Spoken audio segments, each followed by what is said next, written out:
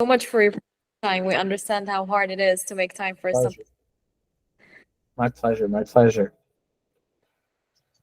We're waiting for the full attendance. We will start, I think, if you're available, in 2 minutes, in 3 minutes. Sounds good. Sounds good. Okay. All right. So Mariam, do you want to tell me a little bit about you guys? Like, what do you do? Of course, sure. Neuro is a student organization. It's like a student network for any student, actually, not restricted to any country or not connected or associated with any specific already established organization, for the purpose of uniting students who like neurology, neurosurgery, and want to pursue these fields. So it's kind of allows for more connections among these students and their mentors. Okay, perfect, perfect.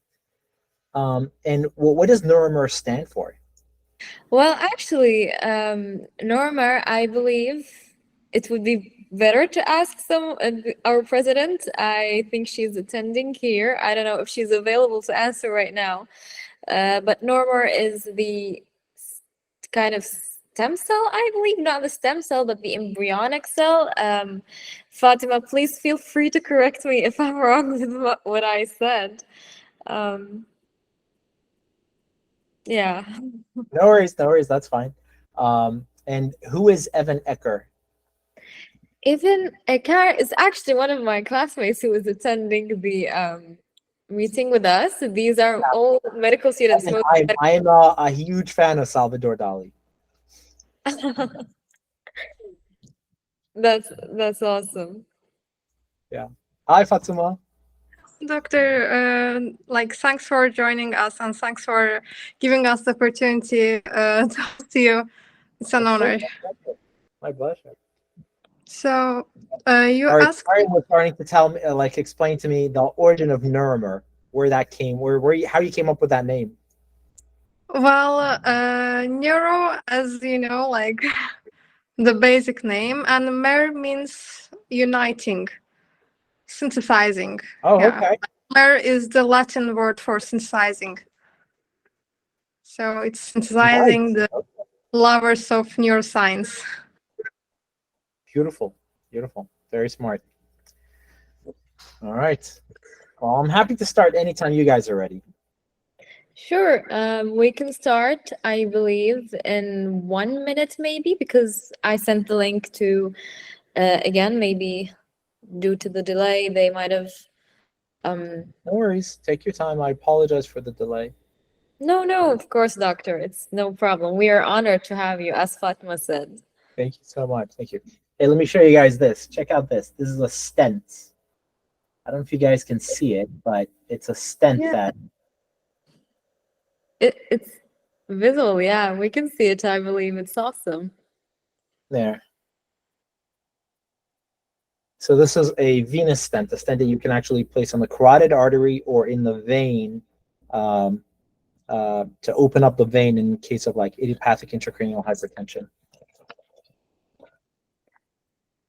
I see. Yeah, I just had a company come by and they were showing me their stent, so they gave me this. You don't deploy in the patient. They're fun to play with. Sure. I believe I have heard that there is a lot going on in the industry of stents, actually, to make the best material that's most, how do I say it, suitable for the body, I believe. I'm a second-year medical student myself, doctor, so please, if I sound like I don't know what I'm talking about. Not at all, not at all. You're doing really well. Mariam, what school did you go to? Where are you based? Currently, I'm in Istanbul. I'm originally from Syria, but I'm studying here in Istanbul in University of Health Sciences. And yeah, I just started my second year, actually. Fantastic. All right. Congratulations. Thank you so much, Doc. Okay, I believe we can start. The rest will join us as we talk. So I will start by giving a brief biography, if Dr. Fawaz will allow me, about himself. Doctor, please feel to intervene in and add or correct me. Dr. Fawaz Al-Mufti is a distinguished triple board certified specialist in neurology, neurointensive care, and neuroendovascular surgery. After attaining his MD degree in Baghdad, Al-Nahrain University, Dr. Fawaz Al-Mufti moved to the United States, where he gained experience in different dimensions of neurology in multiple respectable universities. Currently, Dr. Fawaz Al-Mufti holds the titles of Assistant Dean for Research in General Medical Education and the Associate Chair of Neurology Research. Through his experience in Doctors Without Borders, he gained the chance to treat diverse patients in conflicting war zone circumstances. Few doctors encounter such complexity. The city of science, Baghdad. Yes, thank you for the comment. Few doctors encounter such complexity of working during wartime stress. In his own words, Dr. Fawaz says, "I attribute my dedication to my patients' outcomes largely to my war experiences." Welcome again, Dr. Fawaz Al-Mufti. Is there anything you would like to add to my very brief description of your very full background, I should say? No, I think you summarized it very nicely. Thank you so again, everyone, for the people who just joined, we are very happy to have Dr. Fawaz. He's a very busy person, and actually to have the chance to have him here is a big honor. So if no one has any questions, I will start with the interview questions. Dr. Fawaz, does that suit you? Yeah, please, go ahead. So may you please tell us where you were born and how your childhood impacted your career choice? I mean, would you say that your cultural background had a role in your career path as both a doctor and a neurologist? Miriam, I think that's a great question. I think anybody who tells you our culture does not impact our career path is completely mistaken. Where you are and where you're from completely has a large impact on this. I pride on being multicultural. I was born in Iraq, in Baghdad, coming from a very diverse family. We have Sunnis, we have Shias, we have Kurds in my family. My grandparents spoke Kurdish and they spoke Arabic as well as Turkish. Like on my mother's side, they were like they also spoke Arabic and overall, I would say that definitely shaped who I became down the road. I left Iraq when I was almost 2 years old, and we traveled the world. My parents were huge fans of traveling, and we traveled all over Europe. We settled in the UK and ultimately settled in Cyprus. And Cyprus is a very what's the best way? It's a tourist destination. So I ended up having friends from literally all over the world. After the second Gulf War, I ended up going back to Iraq and with my family, and completed my high school and ended up going to medical school there. And although in hindsight, I was actually just chatting with some friends how I probably only spent between 10 and 12 years in Baghdad, probably less than a third or a quarter of my entire life in Baghdad. But it was the developmental year, the formative years of my adulthood, my teenage years and adulthood, that to this day, there's not a day that passes by where I don't associate, I don't see myself as Iraqi first and foremost. And belonging to, like, as a son of the Middle East. Overall, I would say having interacted with people of different ethnicities, cultures,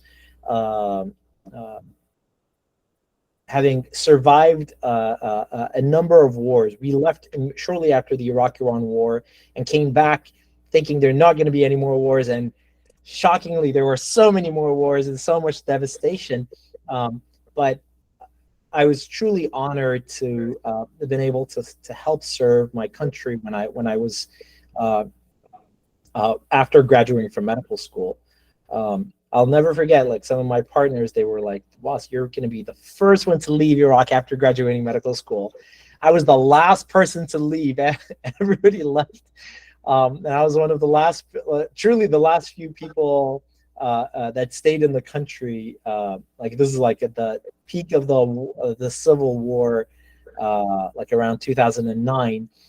I only left as things were starting to settle down. But I managed to stay there as long as I possibly could. That's awesome. Coming from a diverse background definitely impacts it. And about the war experiences, I definitely agree. I Sure, mean, you I've can relate. yeah, the Syrian war myself, and I know what it takes on people having experienced it myself. So I'm sure a lot of viewers as well here have experienced. I mean, living in the Middle East mainly means that you get to experience these war or conflict areas from a young age. Thank you for this answer, Dr. Fawaz. And there were a lot of questions about the I mean, decision. I will say, I'm sorry, I don't mean to interrupt you, but like since I'm speaking to like a lot of medical students and young adults from the Middle East, I will tell you, yes, we're used to adversity. We're used to like a hard, challenging life. But trust me when I tell you, it only makes you stronger. It only makes you more capable of handling stress. What you gain, like having survived wars and turmoil, you gain incredible communication skills. You learn how to deal with people because you have to think very carefully what you're going to say, what's going to come out of your mouth that's not going to upset the people around you. So uh, uh, take what I say with a grain of salt, but trust me when I tell you, it's a huge it's a huge advantage. Working and training in the Middle East trains you in a way that no other place can actually train you. That is true. That is true. Definitely. Communication skills part is actually an observation that when talking to people from countries who were actually peaceful, they do tell me that a lot of Middle Easterns that they have met, they generally have excellent communication skills, which is a weird observation, but now that you mention it like this, Dr. Fawaz, it definitely makes sense.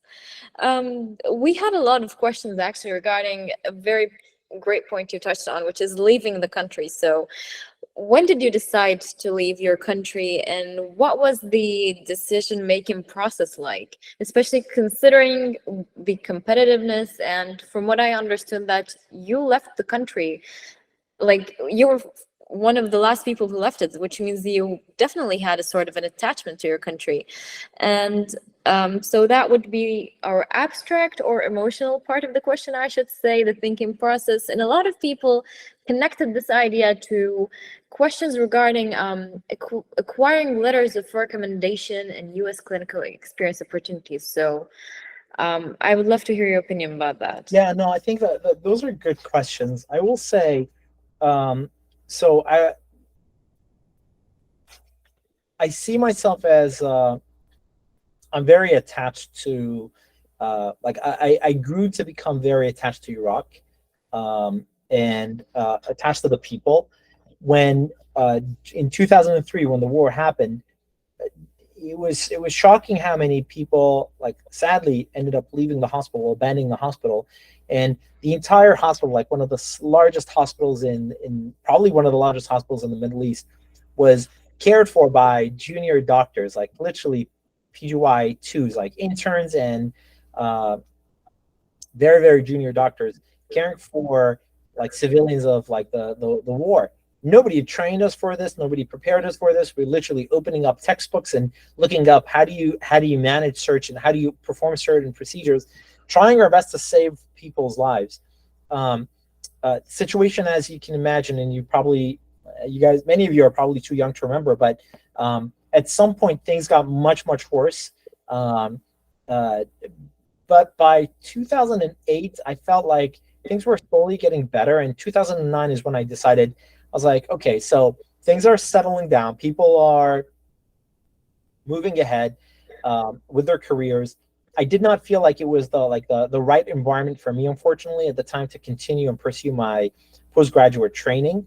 Um, by no choice of mine, I ended up training in emergency medicine, and I was working with Doctors Without Borders, like trying to build and establish like small makeshift emergency centers and primary care centers. And I realized that at some point I needed to like focus on my career and what I was passionate about. And it was at that point I decided I was going to take my USMLEs. I studied for my USMLEs, and I studied for step one in Baghdad. Like I was still in Iraq. I was studying for that before I decided to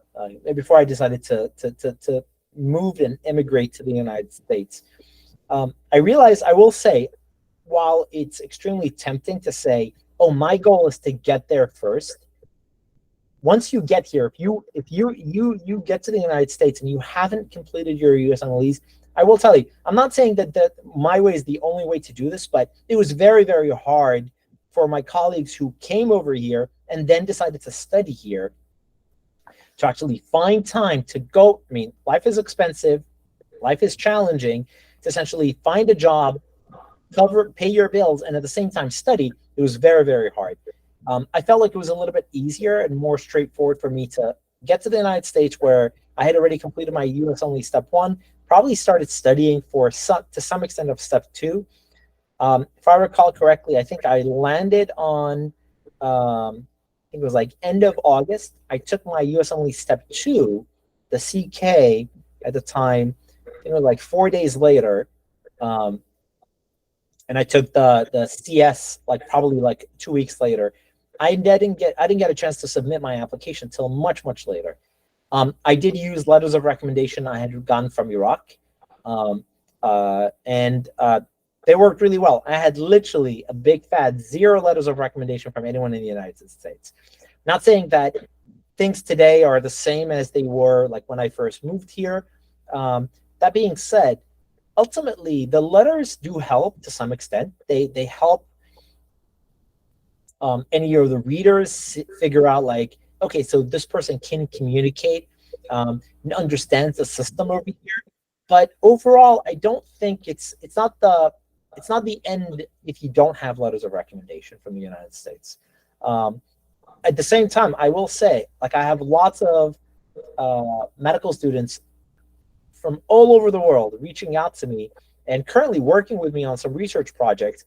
And I'm always happy to write letters of recommendation for them based on their work ethics, how fast they deliver on the on their projects, and they deliver on their promises to me. They say, if I say I want the paper done by, like, I'm planning on submitting at this day, we need this done by that day. They do that, and that translates into good work ethics. So, and I've written a lot of letters of recommendation for people I may have seen once or twice virtually. So overall, I would say take advantage of, like, reach out to people who you think are like in the areas that you're interested in. Reach out to express your interest. Don't feel defeated if you don't get replies. Everybody is very, very busy. While I'm saying that I try to like mentor students, I know for a fact that there are and it's things that make me very upset. I can't reply to every single email I receive, but areas like sometimes where like I think there is some synergy potential project that we can collaborate on, I always try my best to communicate and be persistent. Don't give up. Somebody doesn't reply, it doesn't mean that they may have not read your email. They may have not necessarily read your they may have missed it. I think the other day somebody was texting me through Instagram, and I'm like, I'm never on Instagram. I'm on Twitter and I'm on like LinkedIn occasionally, but I'm never on Instagram. And they tried multiple times. And one day I actually went on Instagram and I saw this. I'm like, I didn't even know I had an account on Instagram until and I saw this and I was like, all right, fine. I'm definitely going to try my best to reply, and we're communicating now. So I would say, to answer your question, as far as letters of recommendation, get as many letters as you can from your home country. I don't think there's anything wrong with that. Get as many letters as you can from, if you can get letters from the United States, I think that goes a long way. If you don't, reach out to people and you think it's going to be very hard, or you're going to like time is not going to allow you to get these letters, maybe work with them on research projects. Offer your services, offer your skills, express how, like if you're a good in statistics, express that you can help with statistics, and believe me, you'll get your name on papers, and that goes a long way as well. That is, this is actually all golden advice, Dr. Fawaz, because no matter how much medical students hear these advices, especially concerning the reaching out, a lot of people still feel that the borders of their country kind of limits them when it comes to research experience or any chances that they can catch. And we actually had a surprising amount of questions in the forum regarding research opportunities, about how they can find research opportunities. Is it possible to even do research when you're not going to that country? And how to even start it as a medical student, because it's a point of confusion. People that maybe want to do it because they're actually enthusiastic about research, and people that need it for residency applications. It's a whole big question mark actually for students who live in how do I say it, maybe countries that don't have the greatest access to research opportunities, or that have maybe an overt amount of medical students. So I feel like your answer really answered a lot of questions that we had covered, actually a lot of it. Thank you so much for the answer, Doctor. And people actually wanted to know that about the hardest challenge you faced in the process of moving to a new country with the goal of a bright career like yours, like your outstanding career. Actually, being a triple board certified neurologist is a dream that not even like people can't even fathom to think about.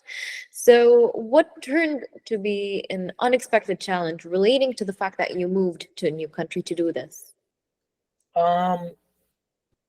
So a lot of challenges, no doubt. I would say probably one of the biggest challenge was, unfortunately, because of the safety, I could not see my daughter for the first 4 months. She was born in Egypt, and I could not get to see her for the first 4 months because I had to take my USMLEs. I had to start applying for residencies, and after things settled down, I was like, I think it was like the Christmas break. That's essentially when I managed to essentially fly over to Egypt. And although I have nothing but love and respect for like my Egyptian brethren, I couldn't actually get into the country. They were like, no, you can't get in. I was like, well, my wife and my daughter are here. And they were like, no, well, you don't have a visa. I was like, I didn't think I needed a visa. Like, I mean, Iraqis are, if you fly, they were like, oh, if you fly in from Iraq, it's not a problem. But if you fly in from anywhere else, I'm like, what do you think is going to happen? You think I'm just going to go in and not leave the country? Like, I'm already based in the United States. I'm settled here. I'm taking my exams. They kept me in the airport for almost 2 days until they were like, oh, this guy's not going back. They let me in. And I was able to see my daughter after 4 months. Her birthday was actually just a few days ago. And I was telling her, just describing the story, I was like, your mother and I, like, we've taken care of you for the past X number of years. And in my case, like, I've known you for your entire life, minus the first 4 months where I couldn't actually see you. I would say that was one of the things that left a mark on me. I felt like we all have to make personal sacrifices. But there are a lot of challenges, just like adapting to a new system. Many of, like, when I came here, I was already like almost 7 years out of since graduation. I was doing a lot of emergency medicine. I completed training in emergency medicine. When I actually moved here, I was asked that, I was speaking with a lot of my colleagues who did emergency medicine with me in Iraq and with Doctors Without Borders, and they were like, well, just apply to our program. We'll train you. And I was like, do you realize how offensive that is? Like, there's nothing you can teach me that I haven't already taught you when we were working together. But you kind of have to suck it up, and you have to swallow your pride a little bit and say, you know what? I'm doing this. I'm going all in. I'm going to roll up my sleeves and get to work. What I did was I felt like it didn't make sense for me to do emergency medicine again.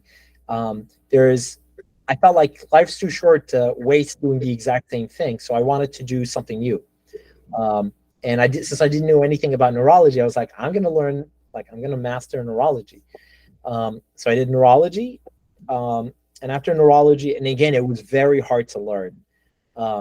After neurology, I'm going to publicly announce that I was bored to death. It was very, very slow for my taste. Although like huge advances, major advances, but I felt like it was a bit too slow for me, and I needed something that faster paced. So neurocritical care was like the perfect marriage between neurology and neurocritical care. Between neurology and emergency medicine, I decided to do neurocritical care. It was like the perfect continuity. And to add a procedural element to my practice, I decided to do neuroendovascular surgery. So that's how I got like. So there's a logic to the madness. It's not because I was bored and I wanted to do more fellowships. It just made sense. This is exactly how I wanted to envision my career. And I would advise all of you is to see exactly where do you want to end up, and then reverse engineer the timeline and just be like, okay, so I went in not really knowing I was going to end up doing neuroendovascular and neurocritical care, but I knew it was going to be a long path. And I was working with a lot of people who were significantly junior to me, and they were younger than me, but they were senior to me. But it's okay. It was fine. I was able to suck it up, move on.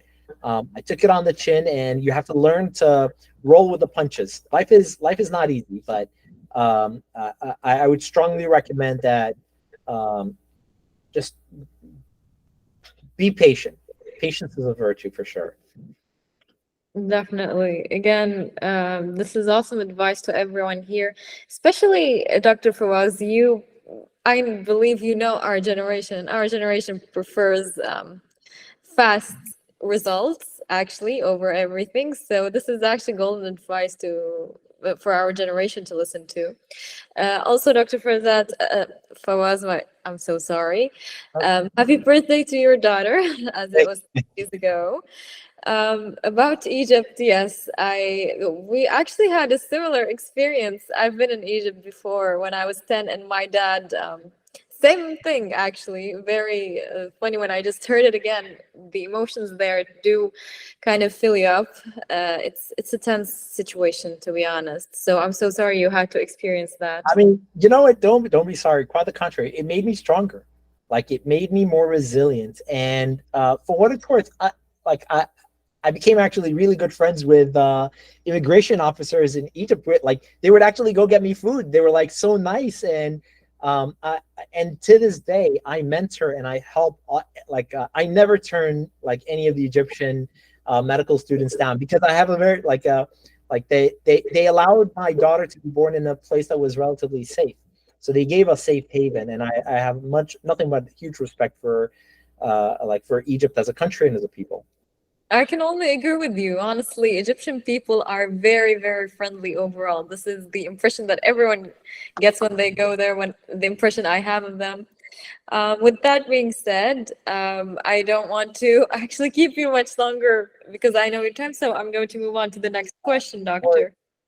And there were a lot of questions about, of course, the most obvious about moving to a new country, which is racism. And would you say that maybe racism had any impact on your career? Did you experience it personally? Maybe an experience that undermined your career? Do you see it as active? Maybe when does the look at you as a minority doctor change to go from, okay, he's maybe a minority doctor, to he's one of us, we don't want to think about his background? This was a question that worries a lot of people about doing continuing their studies in a different country. I'll be honest, it's a good question. I haven't thought about that in a very long time. I cannot remember though, like any time where like I've been clearly discriminated against. Maybe because as a doctor, like you're automatically within a respectable socioeconomic status. It's rare for you to be in a position where you're discriminated against. Most of the times, I would say, I'm not going to say it doesn't happen. I'm not going to say it hasn't happened to me, but most of the times, like you find yourself as a physician, it's such a holy specialty. You have to basically just absorb it and move on. I wouldn't hold it against a patient who is delirious or sick with pneumonia, or I wouldn't expect them to essentially, they haven't seen patients from who are not white with blue eyes. They may not necessarily know how to deal with this. And up until this point, I would say probably experienced it once or twice, and both times, because of the care I was able to give that family and that patient, they had nothing but apologies and appreciation at the end of the encounter, to the work that I did to help their loved one get through this. I don't want you guys to worry about this. Like, at least in the United States, I'm not saying it doesn't exist, but many times I would say the vast majority of patients are very appreciative of the work that you do. You should not be worried about that. There are cases where, and again, don't forget, many hospitals occur in academic centers, or even if they're not academic per se, if it's not affiliated with the university, it's going to be not directly affiliated, even if it's a community hospital with an academic affiliation, that's fine too. What ends up happening is more educated people live around hospitals and in the city centers, and that works out really well. Even in that was a question I remember asking when I interviewed in an area in southern Texas that was almost 5 or 6 hours from the nearest big city. And again, the response that I got was, no, there is no discrimination, simply because we are the physicians. Like all the physicians are from our part of the world. All the physicians are international medical graduates, and that's just become an accepted situation here. So patients just accepted that. So overall, I would say, don't think about it too much. I'm not saying it doesn't exist. It definitely exists. And it can be very frustrating, especially when you're trying to do the right thing. But I would say just keep your chin, keep your head up high, do your job as a physician, give your patient the benefit of the doubt that this is a patient who is at their most vulnerable. They're afraid, they're scared, and they're trying to protect themselves. And maybe that's their way of seeing it. Like I said, it's happened to me a couple of times, and both times the patients themselves regretted their the words that they said, and they actually, one person actually came back and gave me a gift, just as a token of their appreciation. That's absolutely encouraging to hear for everyone here. And I definitely think that the fact that we're talking about the US especially has a huge factor, because the United States are essentially a diverse place to begin with. So they are more accepting of foreigners, and there are a lot of international applicants, just as you said, because we do hear about a lot of racial discrimination when we talk about maybe other countries. It's more common there, but in the United States, it's definitely a great place for internationals to thrive in, to be honest. In fact, Mariam, I've actually been discriminated against more outside the United States than I have in the United States. I travel whenever I get a chance in. I've faced more discrimination in Europe than I have in the United States, in some of the most in the areas in the United States that are perceived as not being culturally diverse. I haven't seen anything, but in other countries that already have a huge immigrant population, I've faced more discrimination there, believe it or not. Definitely, definitely. This I have personally heard a lot about the situation. Makes a lot of people actually prefer the US, to be honest. Other than the language, of course, because it's English. People go there with the mind that yes, it's a diverse place. I can feel safe there. And to flip maybe the situation or the scenario here, would you say that there is discrimination on the patient's side? I mean, I do kind of sense the answer come in, which is definitely yes, maybe, but is it more pronounced maybe in treatment? Do you see maybe discrimination in the treatment of patients? I'm sorry. So you mean patients discriminating against the doctors, or the doctors discriminating against the patients? Uh, General discrimination in the system against minority patients. Yeah. Even that. I personally, I haven't really noticed it.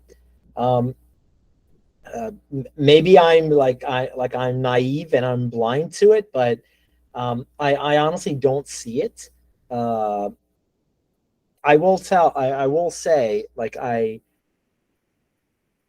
do my best. Like, and again, I identify due to like our culture and like where I come from.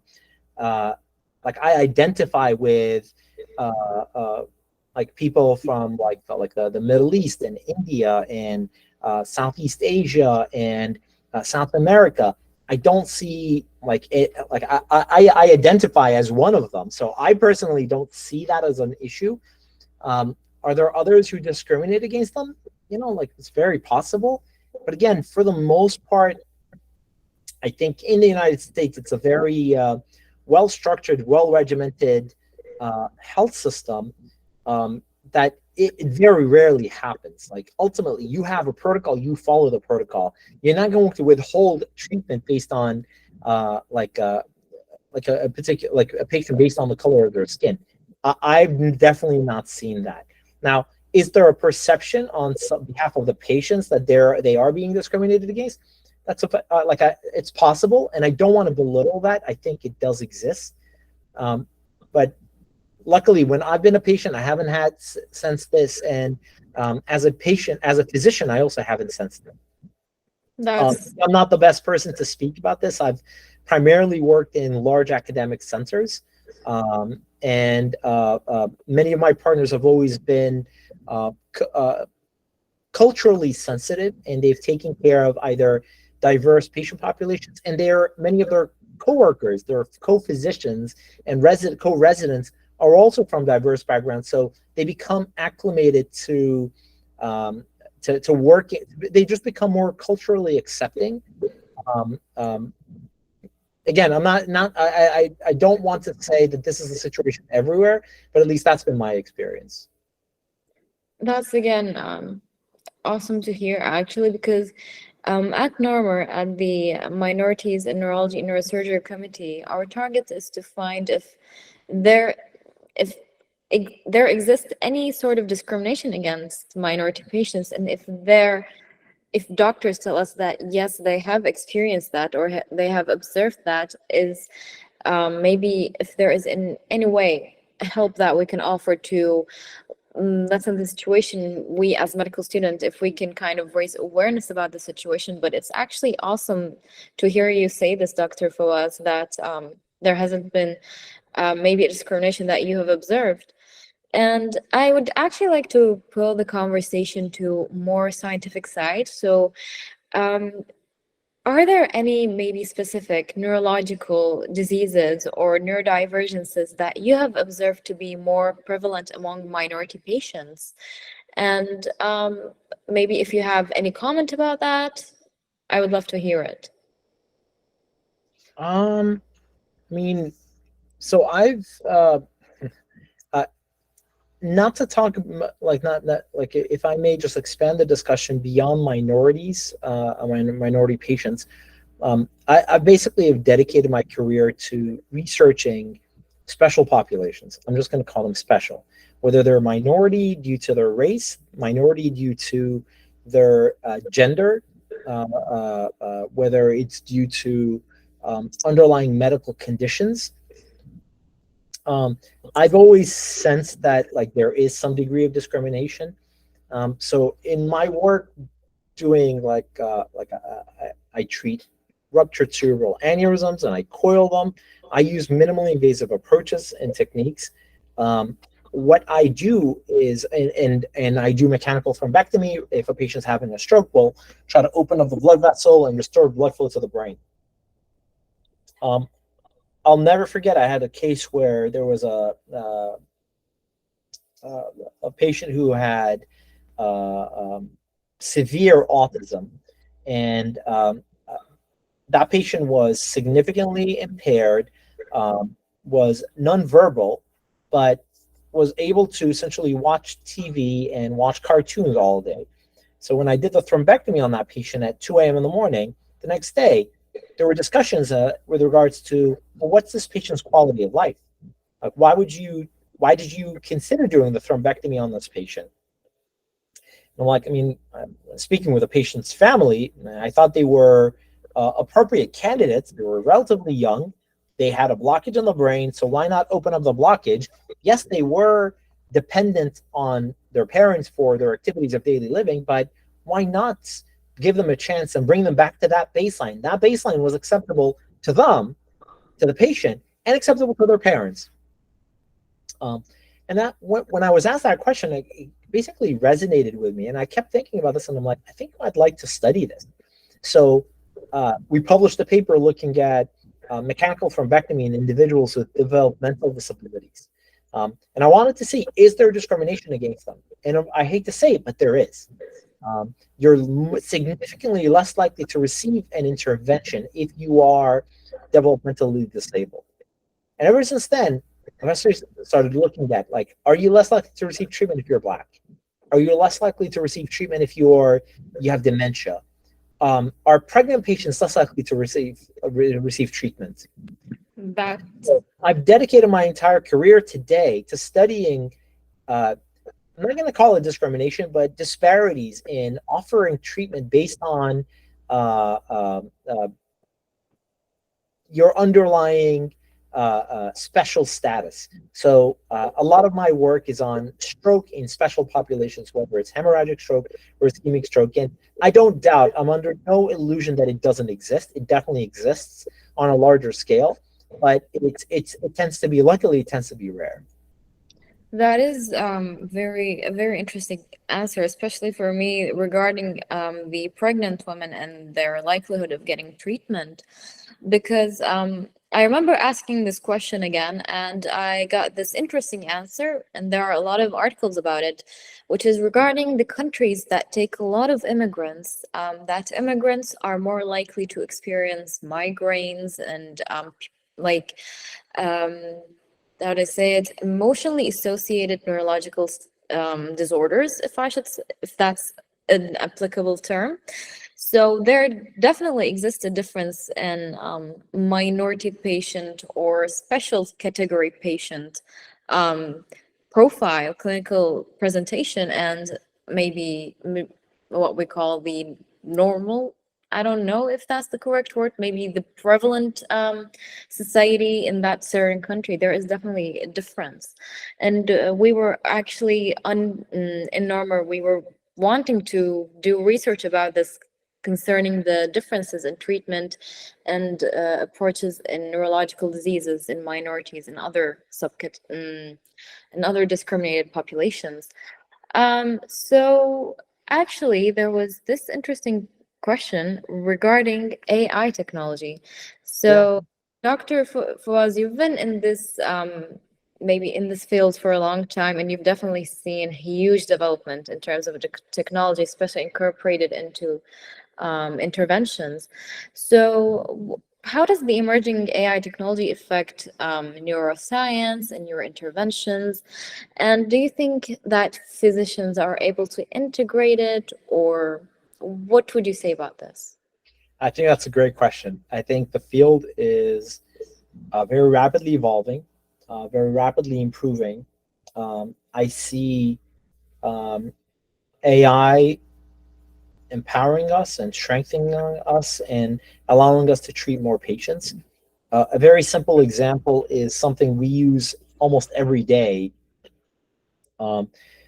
which is like something we call like the software is called Rapid AI, Rapid Artificial Intelligence, that allows me to see if a patient gets a CT head.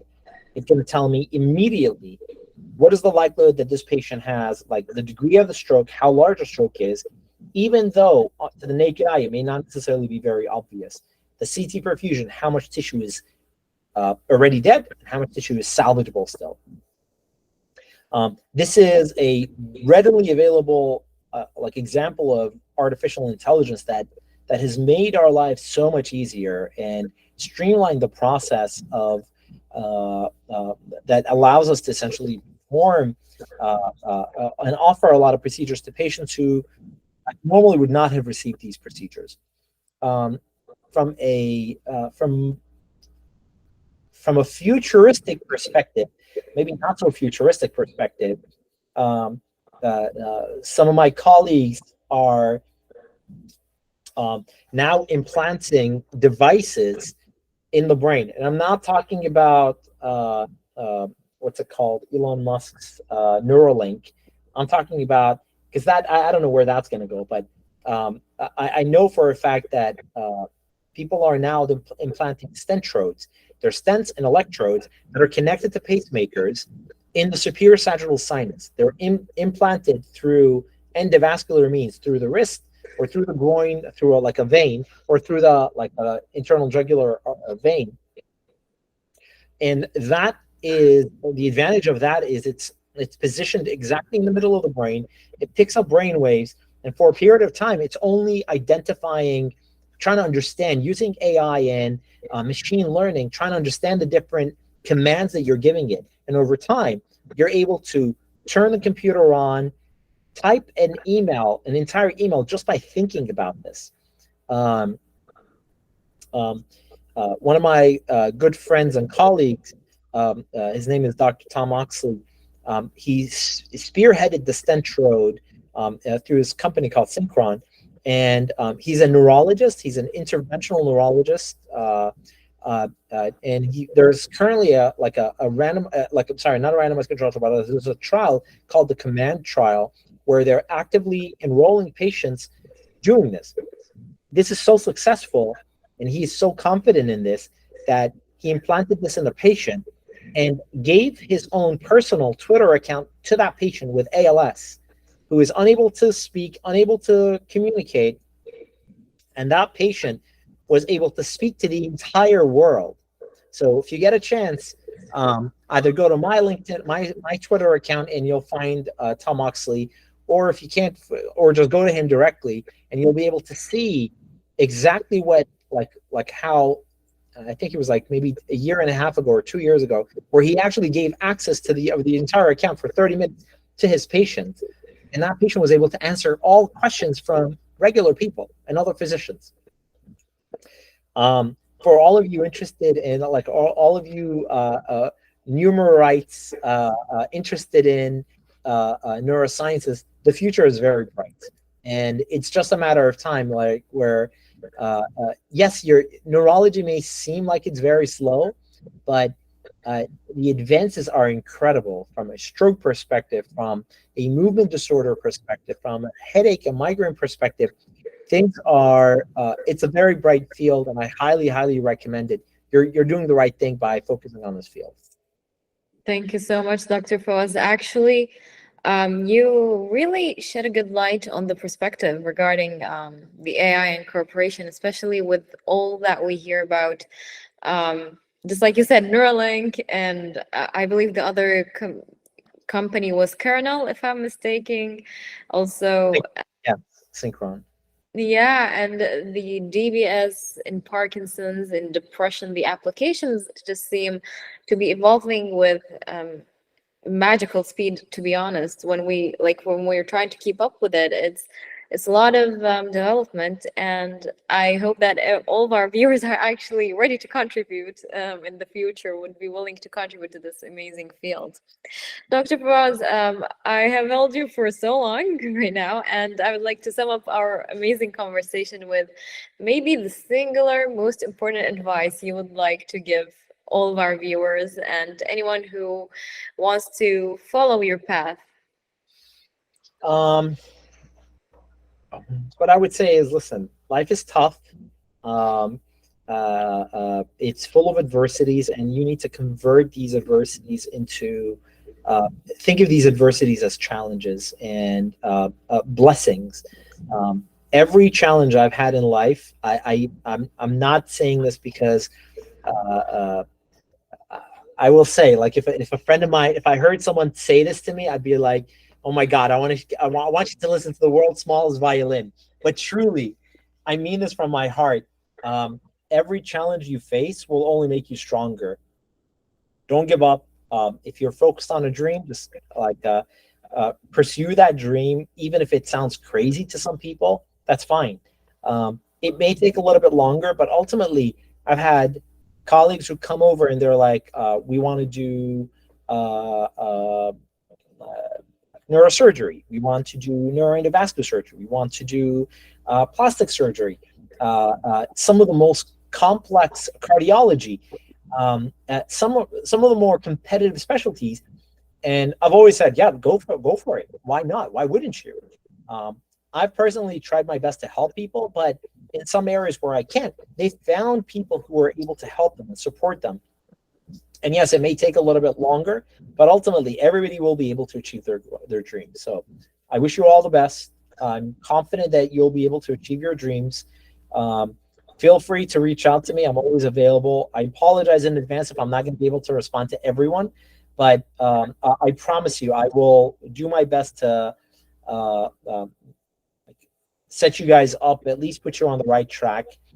I have like at this point, I have close to like 50 or 60 medical students and residents and fellows from all over the world whom I'm mentoring, and they're part of research papers that we're working on. And believe me, if you deliver fast, you will impress people. It doesn't matter where you're from, where you're emailing them from, or where your mentor is. Ultimately, it's all considered like they will be impressed with hard work and solid work ethics. Thank you so much, Dr. Fawaz, for your amazing words and your precious time, actually. We all appreciate it here. We all appreciate the hard work you do with your patients and empowering other medical students. Again, thank you for all our viewers. I'm going to ask if you can open your camera so that maybe we can take a picture as a memory of this day. Thank you all again for participation, and especially big thanks to Dr. Fawaz. My pleasure. My pleasure. Thank you. Hi, Phyllis. Hi, Omer. I see you, Fatima. Thank you. Hi, Ozan. Thank you all again so much. And we hope to see you in our next episode of Neuro Horizons Global Voices. Thank you, Dr. Fawaz, again. Have an amazing shift. All right. Take care. Thanks a lot. Take care, everyone. Bye-bye. Bye.